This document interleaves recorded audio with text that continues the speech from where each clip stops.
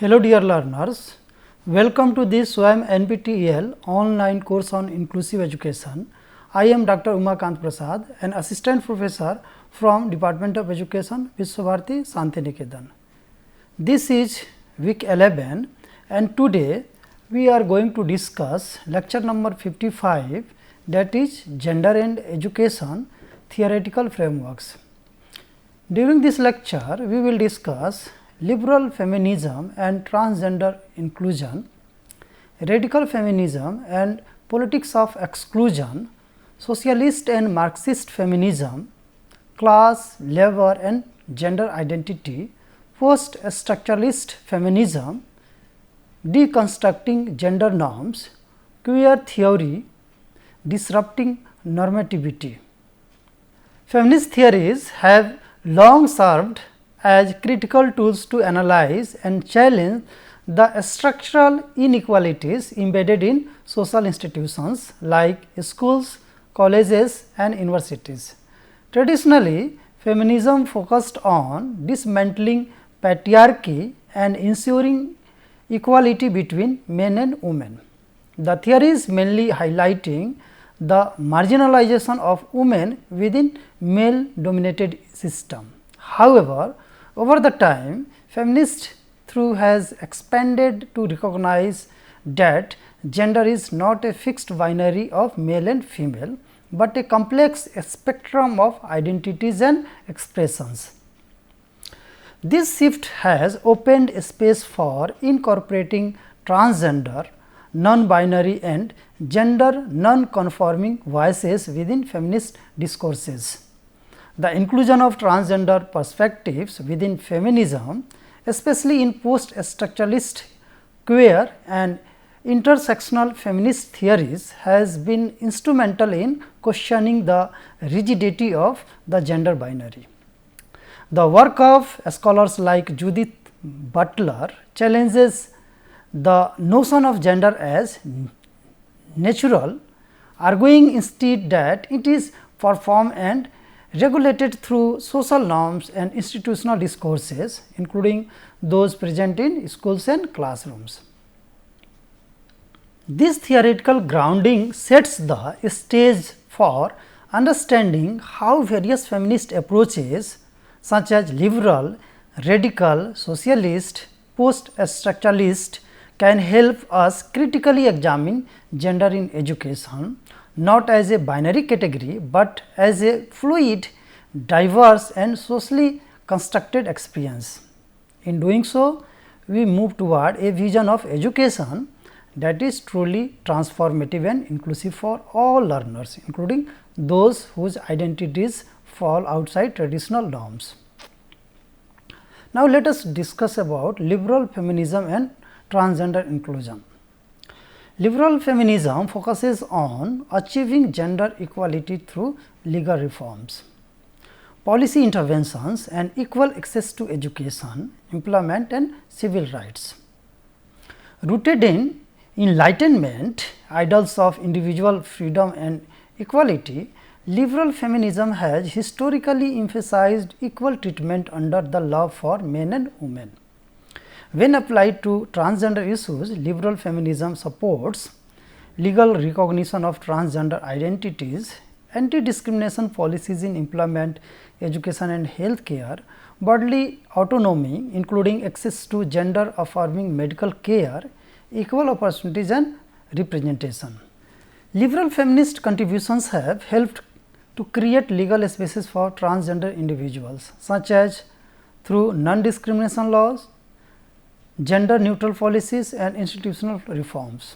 However, early liberal feminist movements often centered the experiences of cisgender women, sometimes overlooking the specific needs and systematic challenges faced by transgender people. Moreover, the liberal emphasis on individual rights and formal equality may not fully address the structural and cultural forms of marginalization that transgender communities face. In recent years, liberal feminist thought has become more inclusive, aligning with broader human rights frameworks and supporting transgender person's right to self-identify, access health care and receive protection under the law. Now, let us discuss radical feminism and the politics of exclusion. Radical feminism argues that patriarchy is the root cause of women's oppression and that gender inequality is deeply embedded in social institutions and cultural practices. Radical feminists have been instrumental in criticizing how gender roles are enforced and reproduced in family, religion and education. However, the relationship between radical feminism and transgender inclusion have been highly contested. Some stands of radical feminism, particularly trans-exclusionary radical feminism, assert that gender is solely based on biological sex and argue that trans women are not real women. They view transgender identities as reinforcing gender stereotypes rather than dismantling them. This exclusionary stance has been widely criticized for being essentialist, biologically deterministic and discriminatory. It contradicts the broader feminist goal of challenging patriarchal structures by policing who is allowed to identify as a woman.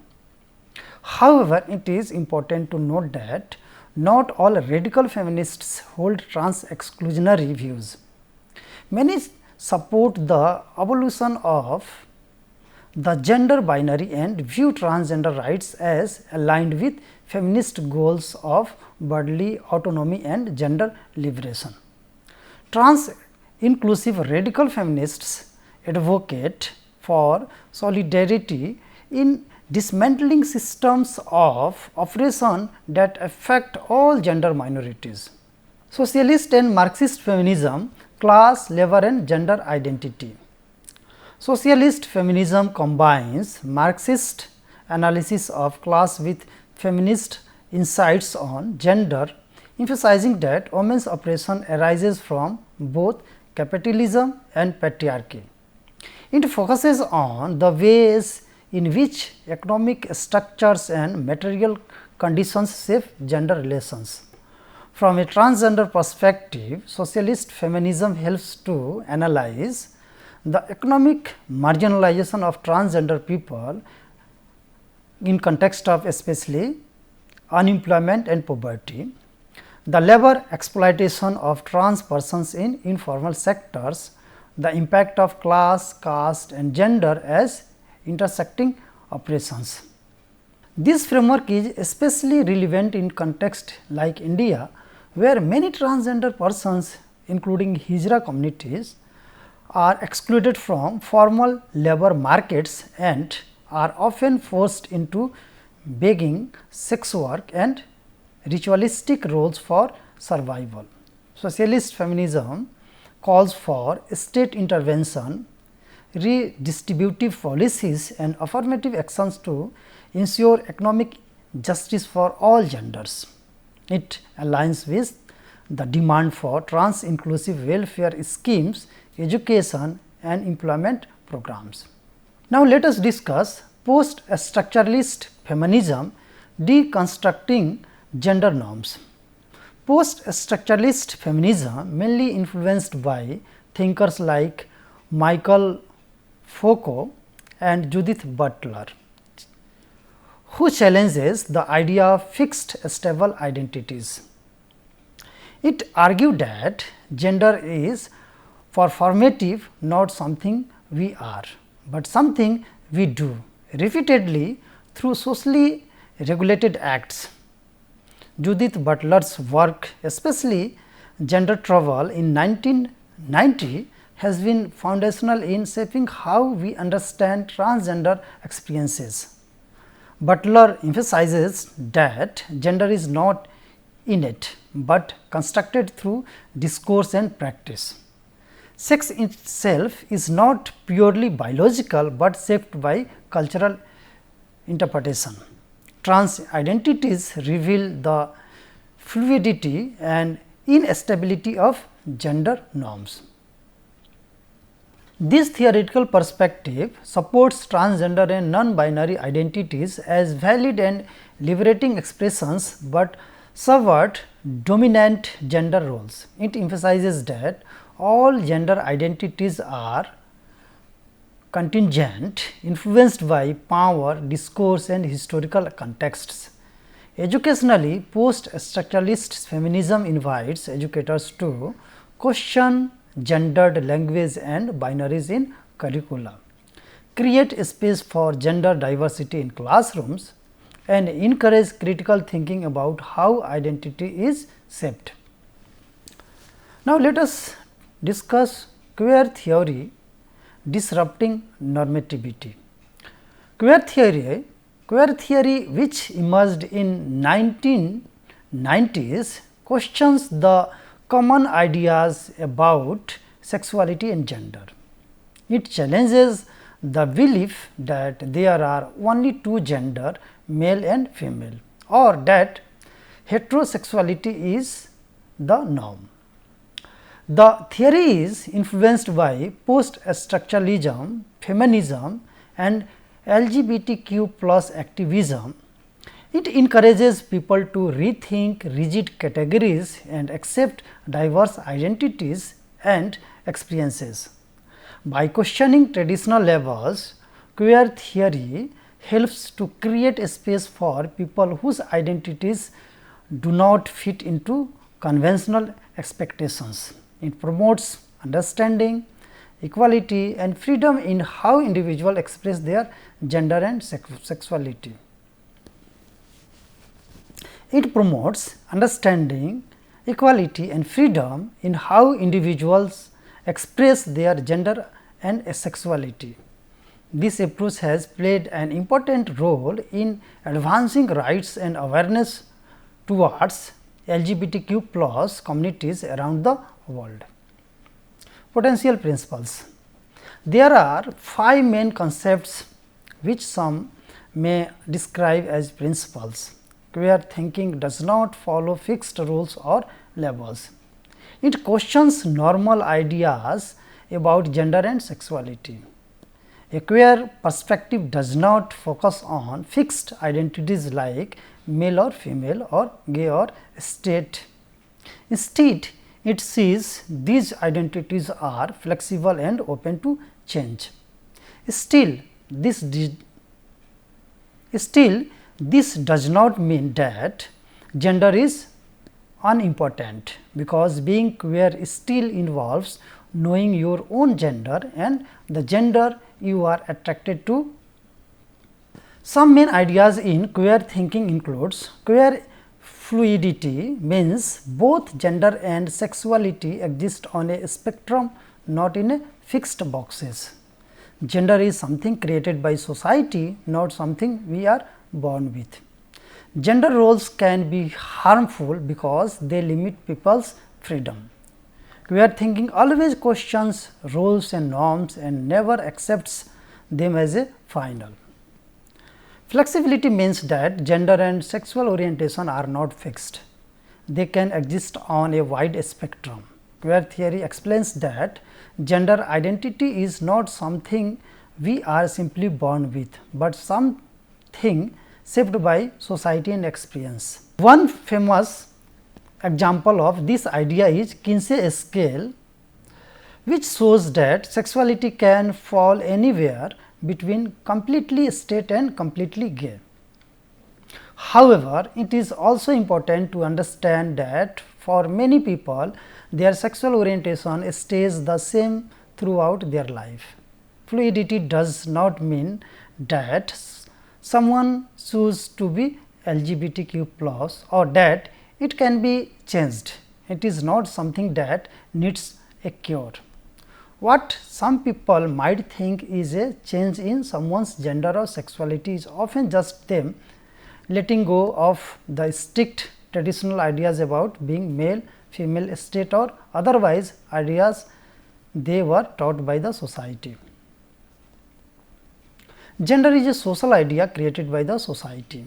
It is not the same as someone's biological sex. Gender identity is how a person feels and understands their own gender on the inside. Gender expression is how someone shows their gender to outside the world, like through their name, clothes, hairstyle, voice or behavior. But none of these things, including how someone looks or act, can tell us what their sexual orientation is. Society usually labels these expressions as masculine or feminine, but what counts as masculine or feminine changes across the time, cultures and places.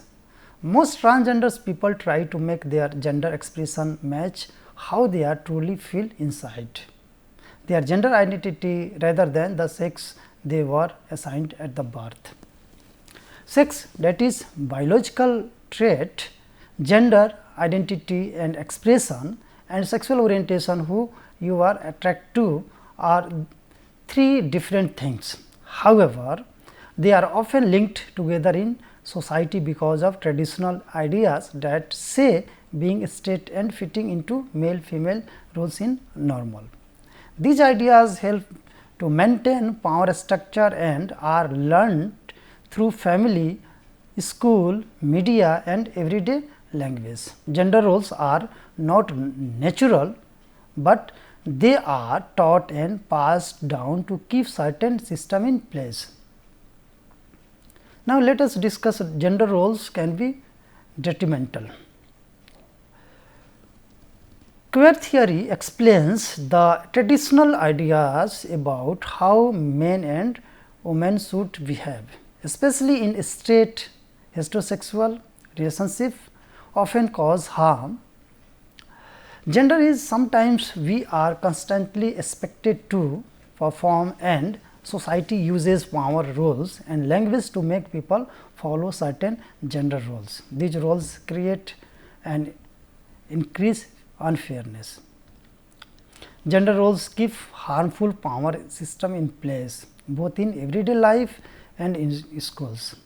From the clothes children wear to the toys they play with, they are taught what is appropriate for boys and girls.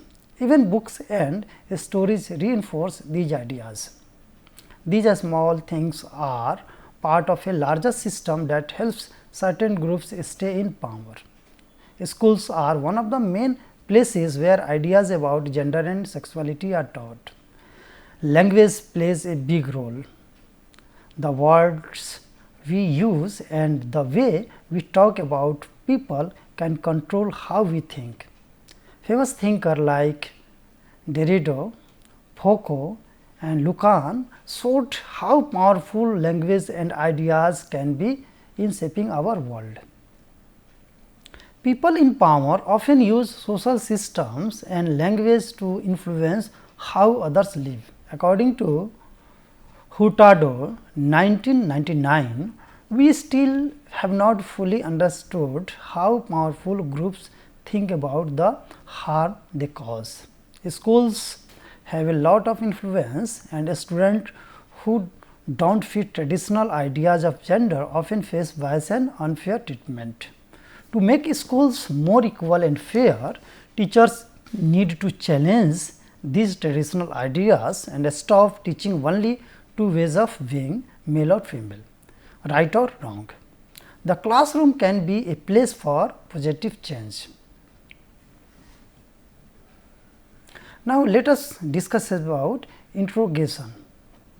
Queer theory challenges the idea that everyone should fit into one set way of living or thinking. It pushes back against what society sees as normal and encourages people to ask critical questions about rules, beliefs and traditions. While it often focuses on gender norms, queer theory can also be used to question others' social expectations. Since gender is something created and shaped by society, queer theorists believe that how we express gender is not just personal, but it is also public and political. This means that our gender identity is connected to the world around us. Queer theory also encourages people to keep reflecting on and reflecting their own life stories as a way of understanding themselves and the society where they live in. Now, let us discuss the another theory, that is intersectionality, linking gender, caste, class and more. This theory explores how multiple social identities such as gender, sexuality, caste, class, race and ability intersect to shape the unique experiences of individuals, especially those who exist outside dominant societal norms. The term intersectionality was introduced by Kimberley Crenshaw in 1989 to describe how black women face overlapping and interdependent system of oppression due to their race and gender. Since then, the theory has been widely adopted and expanded by feminist scholars, particularly within black feminist and queer feminist movements, to examine the complexities of identity and the ways system of power and discrimination operate together.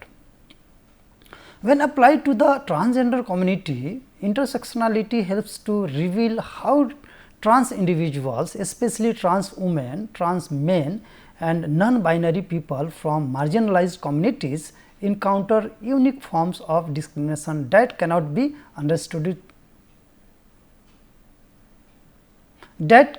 understood through a single axis analysis of gender or sexuality alone. A Dalit trans woman may face caste based violence in addition to transphobia. In traditional feminist movements, especially those focused on cisgender women's rights, the experiences of transgender individuals have often been excluded or misunderstood. Early waves of feminism were primarily shaped by the concerns of middle class, white, cisgender women and failed to address how race, class, caste and gender identity intersect to shape lived realities. This created a narrow definition of womanhood that left out trans women and gender non-conforming individuals. Transgender people often face gender based oppression, but their struggles are compounded by other systems of discrimination such as transphobia, casteism, racism, poverty and lack of access to education and health care. For example, a Dalit transgender woman in India may face systemic caste based violence, transphobia and economic marginalization all at once. Intersectionality allows us to understand that these oppressions do not happen separately, but they are interconnected and reinforce each other. Intersectional feminism emphasizes that the liberation of all women must include those whose gender identities and expressions differ from the binary norms of male and female. This perspective challenges essentialist views of gender, which claim that only people assigned female at the birth and who experience menstruation or childbirth can be considered real women. Intersectional feminists rejects such exclusionary ideas and argue that gender is a social construct shaped by historical, political and cultural forces. Furthermore, the intersectional approach helps to unpack the specific challenges faced by trans people in education, employment, legal rights and healthcare systems. In many countries, transgender people are denied access to basic rights due to institutionalized transphobia. They are often subjected to discrimination when seeking jobs, attending schools or accessing public services. trans women, particularly those from lower socioeconomic backgrounds, are more vulnerable to sexual violence, homelessness and police brutality. Without an intersectional lens, these struggles can be oversimplified or ignored. By understanding how social systems like patriarchy, capitalism, casteism, heteronormativity intersect, how can better address the root cause of marginalization. In conclusion, we can say understanding gender through various theoretical frameworks help us to critically examine how gender identities, roles and inequalities are constructed and maintained in educational settings. Feminist theories such as queer theory, intersectionality all offer valuable insights into the complex relationship between gender and education. These frameworks challenge the traditional binary views of gender and highlight the importance of inclusive, equitable learning environments. They show us that gender is not only a personal identity, but also a social and political issue that affects access, participation and success in education. To create truly inclusive educational spaces, we must acknowledge and address the multiple forms of discrimination that intersect with gender, such as caste, class, sexuality, disability and religion. Theories on gender and education ultimately argue educators, policymakers and society at large to rethink how schools and institutions can become more accepting, supportive and empowering for all learners regardless of their gender identity or background. There are some references here.